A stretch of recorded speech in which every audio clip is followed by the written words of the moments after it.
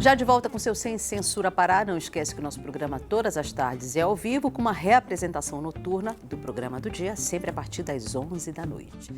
Para quem acompanha o nosso programa ao vivo, pode perceber que a gente tem aqui na nossa mesa de centro essa linda peça, esse vaso em cerâmica, que foi produzido pelas oficinas do Curro Velho e poderá ser sua na próxima sexta-feira. Isso, Joaquim? É isso mesmo. E você quer participar, é só mandar uma mensagem ou um comentário durante a semana inteira que a gente vai preparar ela e já deixar para o sorteio. Para mandar mensagem, é só mandar no nosso WhatsApp no número 98895-7957. Vamos então ao próximo assunto do bloco. Você com certeza já ouviu falar em Fordlândia. Com a alcunha de Cidade Fantasma, a antiga vila operária na região do Baixo Amazonas, aqui no Pará, abrigou o empreendimento do empresário americano Henry Ford para a fabricação de látex.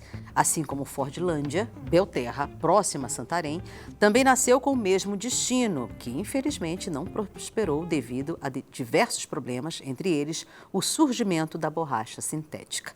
Mais de um século depois, as duas cidades convivem com o abandono do patrimônio construído nos locais, alvo de estudo de pesquisadores. Agora, no Sem Censura, recebemos a mestra em arquitetura Zamara Lima, autora de estudos a respeito das company towns na Amazônia.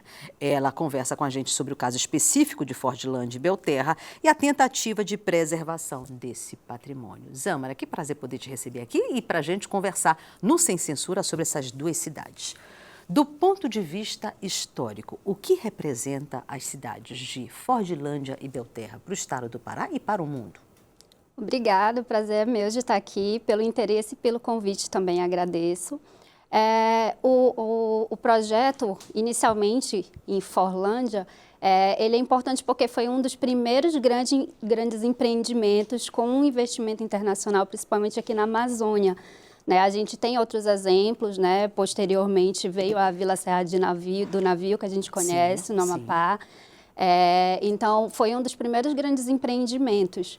E o investimento que houve, né, inicialmente em Forlândia, depois houve essa permuta de terras e esse mesmo projeto foi transferido para onde foi chamado depois de Belterra. Então, tem um aparato, né, toda uma cidade foi construída pelos norte-americanos. As características das residências têm muitas características similares às residências norte-americanas, os maquinários trazidos, então muito disso a gente ainda encontra, né, em ambas as localidades. Forlândia, hoje, ela é distrito do município de Aveiro, né? Só Belterra que conseguiu se municipalizar. Então, sim, Belterra hoje é uma cidade. Forlândia é um distrito do município de Aveiro. Então, a importância histórica, não só histórica, né, mas para a cultura paraense, porque faz parte também, né, de toda uma cultura paraense. Sim. Né? Então, é importante a gente valorizar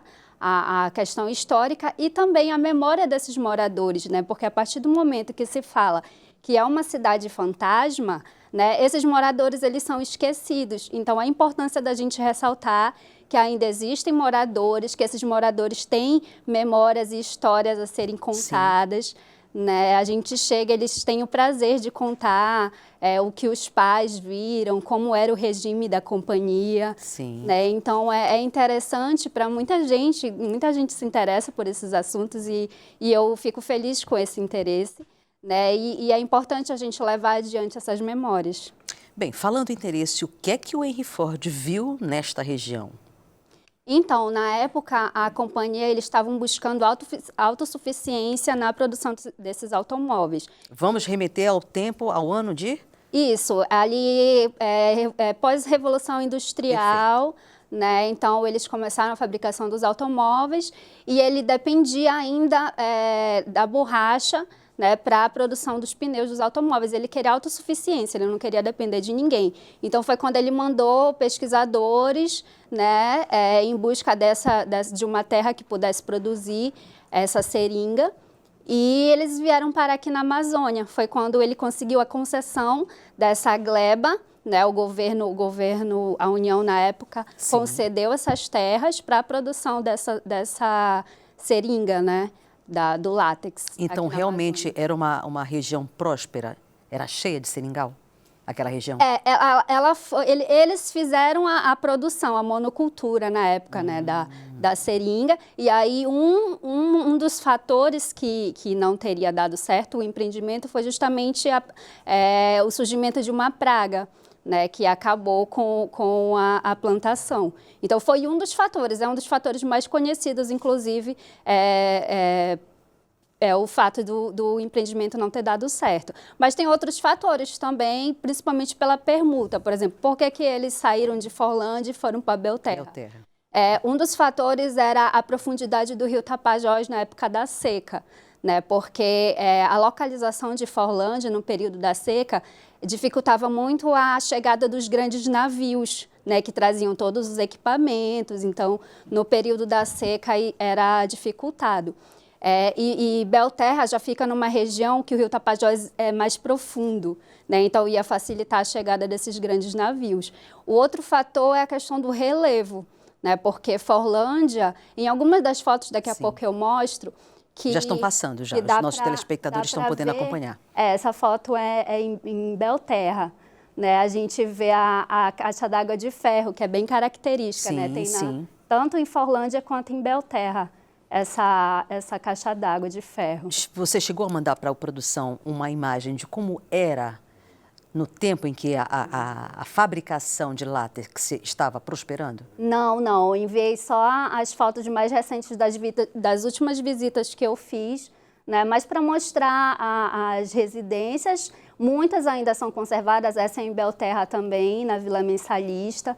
Então, muitos moradores conservam essas cores verde e branca, elas são características da companhia. Sim. Então, mesmo depois de todo esse tempo, eles conservam as casas pintadas nessas cores. Né? Esse é um modelo, um estilo bangalô, que a gente chama. É um dos poucos modelos que são encontrados mais em Belterra, que ele já é de blocos, né? Eles não são de madeira. Né? Mas esse é mais incomum, a grande maioria era construída em madeira. A Company Towns, ela durou por quanto tempo em funcionamento? Então, nesse período do início do século XX, ali nos anos 20, até mais ou menos os anos 30, então não foi tanto tempo, né? Foi um curto período aí que prosperou mesmo. E que tipo de investimento eles fizeram na cidade? Não só a estrutura de funcionamento, como caixa d'água, escola, o próprio sistema fabril para poder produzir o látex. Sim, os investimentos foram no nível de ter hospitais que fizeram os primeiros transplantes de pele, né? Então, assim, era um investimento gigantesco. Infelizmente, nenhum dos dois hospitais ainda não existem mais. O de Belterra houve um incêndio. Sim. E o de Forlândia começou com um destelhamento, roubo mesmo, né? E aí, com o tempo, foi se deteriorando também. Hoje só existe a ruína. Né? Então, além dos hospitais, também tinha um sistema de tratamento de água, eles contavam com o cinema, na época aqui na região nem era comum. Com certeza, era um luxo. Então, tinha uma infraestrutura de cidade mesmo, e ali no meio da Amazônia. Hoje, a gente já considera que seja um pouco isolado, né? Tanto que o acesso lá, principalmente de Forlândia, é um pouco mais difícil, né? Porque precisa ir para Santarém pegar um barco. Então, imagina na época, né? Que como era uma cidade ali no meio do nada mesmo, um oásis. Pergunta chegando para você, vamos lá. Sim, o CIMIT de Batista Campos, ele pergunta qual é o órgão federal responsável pela preservação de cidades como Forlândia. Boa. Seria o IPAM? E no âmbito estadual, como isso pode ser resolvido para a preservação desses patrimônios? Então, como ainda não houve o tombamento, não existe nenhum órgão que seja o responsável. Existe um processo no IPAM que foi solicitado o tombamento em 1990, né? E até hoje não houve a conclusão desse processo, ou seja, não foi deferido nem indeferido. Nesse catalogamento, existe o levantamento de tudo que ainda existe lá, mesmo que seja ruína? É feito um inventário, faz parte do processo, né? Eles fazem as visitas, o inventário, então eles vão fazer um mapa determinando qual a área de interesse, a preservação. Sim. Então tudo isso faz parte desse processo. né? O que acontece? Tanto o IPHAN quanto a Secult, que no caso é o órgão estadual, Sim. eles poderiam realizar esse tombamento. O que dificulta muito, uma das coisas que dificulta é o fato de não ter uma sede regional, por exemplo, nem em Santarém tem uma sede regional dessas instituições, e isso dificulta porque tem que enviar técnicos daqui, né, de Belém, para poder fazer fiscalização, levantamento, tudo isso. Então, o problema de logística também, né, dificulta bastante. Ou seja, de quem é o patrimônio deixado pela família Ford? Pois de é. ninguém? Não, no momento é da União. Isso também é uma questão, porque o que acontece? Após o final do empreendimento, a companhia Ford devolveu as terras para a União, né? E quem assumiu administrativamente foi o Ministério da Agricultura. Certo. Né? Tanto que muitos foram funcionários, muitos dos moradores são ex-funcionários do Ministério da Agricultura, muitos dos que residem nessas casas, né, são ex-funcionários, e eles foram herdando as casas e transferindo as casas, outras casas que estavam abandonadas foram ocupadas, então ninguém tem título dessas casas, né? Então é necessário também uma regularização fundiária, porque no final das contas não tem quem responda por esse patrimônio. Né? Então, tem esse processo que também é cobrado, também cito na minha pesquisa, que é a da regularização fundiária, já que nem os municípios têm autonomia, né? Já que ainda pertence à União. Tem muita pergunta chegando. Vamos lá, Joaquim. O Genival Porto do Marizal, ele pergunta se os grandes galpões de Forlândia e maquinários já estão sendo transformados em espaço cultural para a visitação. Ele falou que ele já esteve em Belterra e ouviu esse projeto.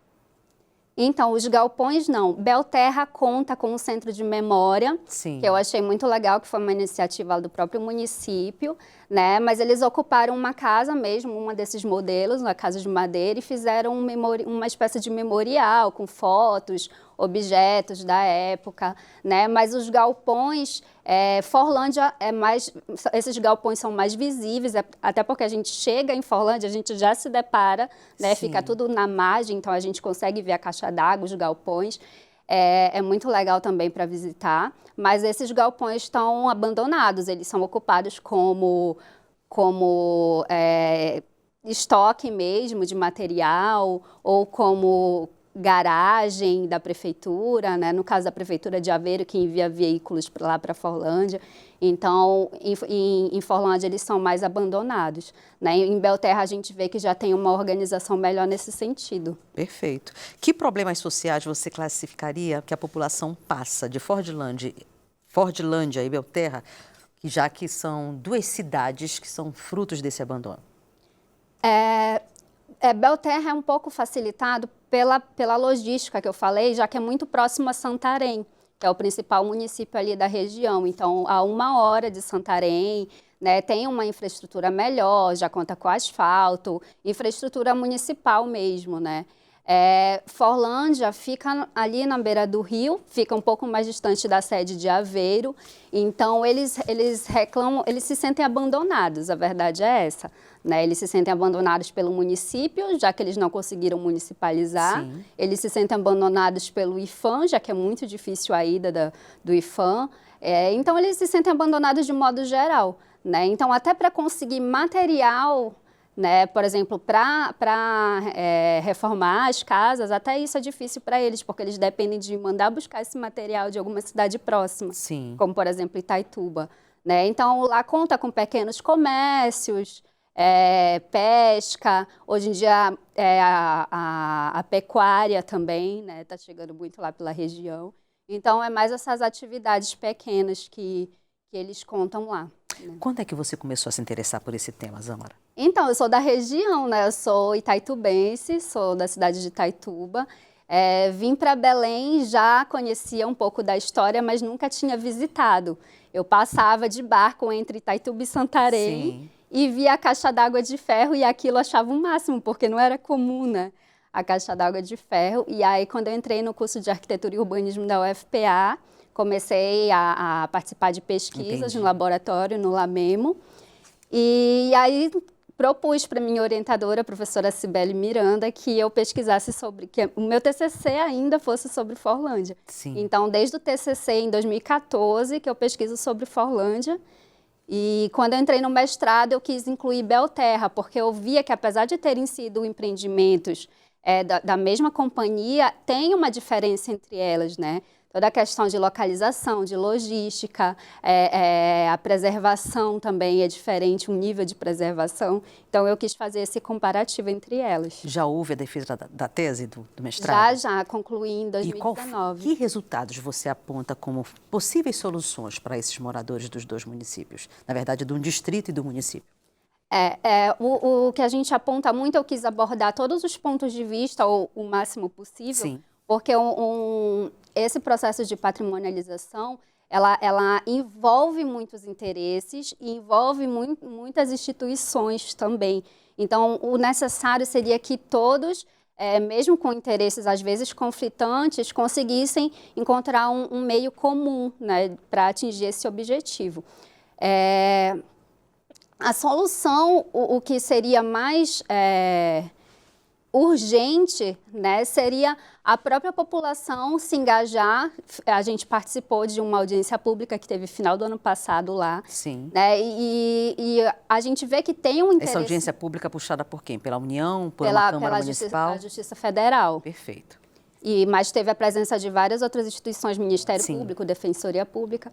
Né? Então, a importância da participação da população é muito importante, porque eles são os agentes de interesse e eles que são os agentes de preservação, porque é o que eu costumo falar, se ainda existem esses modelos que a gente trouxe aqui, essas casas conservadas, Sim. e tudo isso foi porque a própria população fez questão Tem o desejo, de manter. né, de manter. Entendeu? Então, eles são os principais agentes e os principais responsáveis e os principais interessados. Então, o ideal seria que a própria população se organizasse nesse sentido e os órgãos municipais e as outras esferas só servissem como agentes facilitadores e até atingir esse objetivo comum, né? Fora a questão de arquitetônica e de patrimônio no seu estudo, você chegou a fazer algum levantamento antropológico, questão populacional, principal fonte de renda desses moradores? Como é que ficou o teu estudo nessa situação do ser humano que depende dessas duas regiões? Entendi. Como eu sou arquiteta e urbanista, o meu foco era mais o residencial. Perfeito. Porém, a gente usou a etnografia, que é um método da antropologia, que é essa observação participante. Então, não é uma análise de fora. Eu fiz visitas, né, locais, sim, conversei com as pessoas, também não é aquela entrevista mecânica, a gente faz questão de se integrar, de entender, né, as necessidades de cada um. Isso também é uma questão complexa, porque, por exemplo, a questão do patrimônio, cada um entende de uma forma. Então, muitos moradores são a favor, porque eles reconhecem a importância histórica das memórias, das histórias. São a favor do quê? Do tombamento? Do tombamento, perfeito, isso. Outros moradores são a favor em partes, sim, porque eles esperam algum retorno financeiro a partir disso, né? E outros moradores são contra porque eles acham que a partir do momento que for tombado, eles perdem a propriedade do imóvel e eles não vão poder fazer mais nada. Então, tem esses aspectos dentro da própria comunidade, né? Então, a gente vê que não é assim tão simples chegar a um consenso de vai tombar ou não, melhor tombar ou não. Então, é uma questão bem complexa. E qual a importância desse patrimônio para o nosso Estado? Então, tem a questão da importância histórica, que a gente já falou, sim, e é uma importância histórica que a gente tem que entender que não é só estadual, sim, não é só regional, nem estadual, nem nacional. O fato de ser uma história, fazer parte da Companhia FOR, né, é um assunto que a gente vê sendo abordado, inclusive internacionalmente. Né? Então, a gente deveria valorizar um pouco mais, né? Porque internacionalmente é valorizado. Para a FOR, não tanto, porque já que foi um empreendimento que não deu certo para eles não fazem tanta questão que seja lembrado. Sim. Né? Porque é uma história de fracasso, exato, no final das contas. Né? Mas para a gente, né, é muito aquela ideia de de crescimento, porque a gente vai crescer, é o progresso, né? O discurso do progresso. Então, a parte do fracasso também é importante que seja lembrada, né? O discurso do progresso, ele é usado até hoje. Sim. Então, é importante que alimenta a esperança, exatamente, né, nos moradores, é importante que sejam usados esses exemplos e por isso a importância dessa memória. Durante o seu tempo de pesquisa por lá, você se deparou com alguém que tenha participado efetivamente do sistema funcional da fábrica?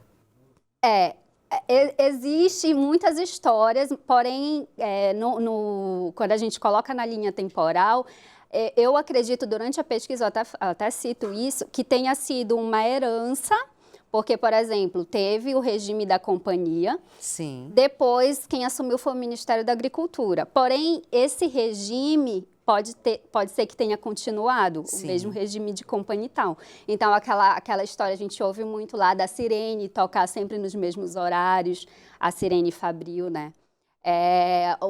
Eles contam muito que tinha um sistema muito rígido, né? Não podia ficar na rua até tal hora, não podia beber, não podia... Então, eles contam muito essas histórias, né? Então, acredito que tenha sido posterior ao período da companhia, mas que tenha ficado ainda por um tempo, mesmo quando o Ministério da Agricultura assumiu. E agora, quais são os próximos passos da Zâmara?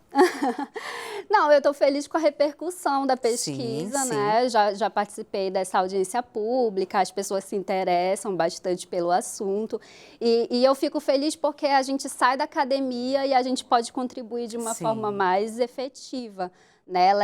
Contando as histórias dos moradores e falando da importância. Então, eu já estou bem feliz já com esse resultado e quem sabe futuramente um doutorado aí, né? Quem sabe? Eu tenho a certeza de que vai ser por esse caminho. Zâmara, foi um prazer te conhecer. Sucesso e conte sempre com a Rede Cultura de Comunicação eu que agradeço. na difusão do seu trabalho. Obrigada também. Vamos então, gente, a um breve intervalo. Daqui a pouco a gente volta para mais Sem Censura Pará. Até já.